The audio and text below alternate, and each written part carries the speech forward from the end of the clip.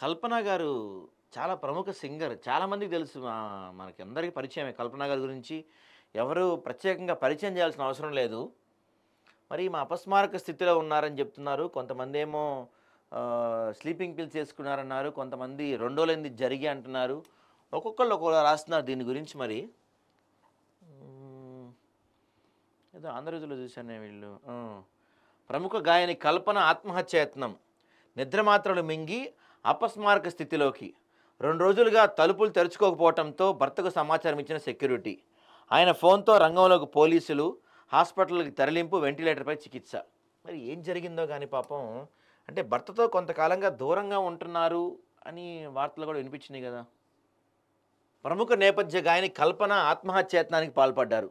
కల్పన బహుభాషా నేపథ్య గాయని, అంటే చాలా భాషల్లో పాడతారు ఆమె.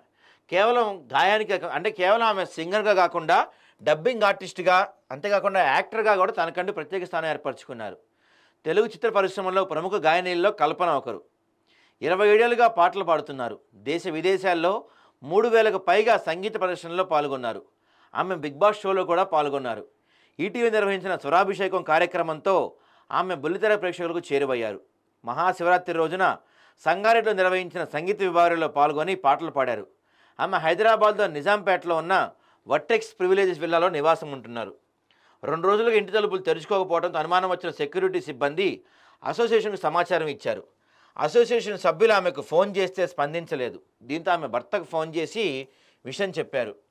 చెన్నైకి చెందిన ఆమె భర్త ప్రసాద్ కూడా మంగళవారం ఉదయం నుంచి ఫోన్ చేసినా స్పందించకపోవడంతో ఆయన కేబీహెచ్పీ పోలీసులకు సమాచారం అందించారు. సంఘటనా స్థలానికి చేరుకున్న పోలీసులు ఇంటి ప్రధాన ద్వారం తీసేందుకు ప్రయత్నించగా విఫలమయ్యారు. ఇంటి వెనుక వంటగదిలోంచి లోపలికి వెళ్లారు. అప్పటికే కల్పన అపస్మారక స్థితిలో మంచంపై పడి ఉన్నారు. ఆమె నిద్రమాత్రలు మింగలని గుర్తించారు. హుటాహుటిన కల్పనను ఒక ప్రైవేట్ హాస్పిటల్కి తరలించారు. ప్రస్తుతం వెంటిలేటర్పై చికిత్స అందిస్తున్నామని, ఆమె పరిస్థితి విషమంగానే ఉందని వైద్యులు చెప్తున్నారంట. అయితే ఆత్మహత్య గల కారణాలు తెలియరాలేదు. కల్పన భర్త ప్రసాద్ కూడా ఆసుపత్రికి చేరుకున్నాడు.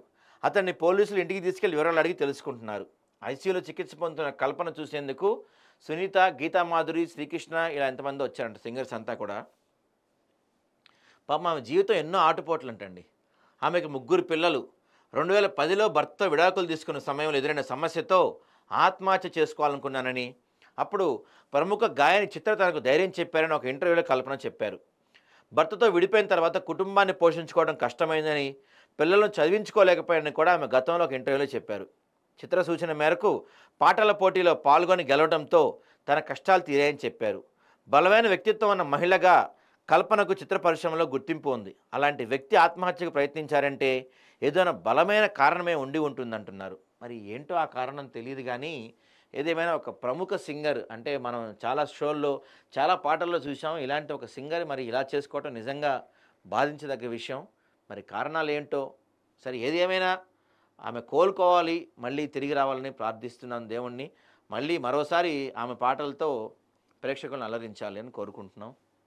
చాలామంది ఉన్నారు సినీ ఇండస్ట్రీలో. సినీ ఇండస్ట్రీ పైకి కనపడుతుంది కానీ లోపలంతా డొల్లే అంటారు చాలామంది. పైకి కనపడే రంగుల ప్రపంచం సినీ ఇండస్ట్రీ, లోపల ఏమి ఉండదు.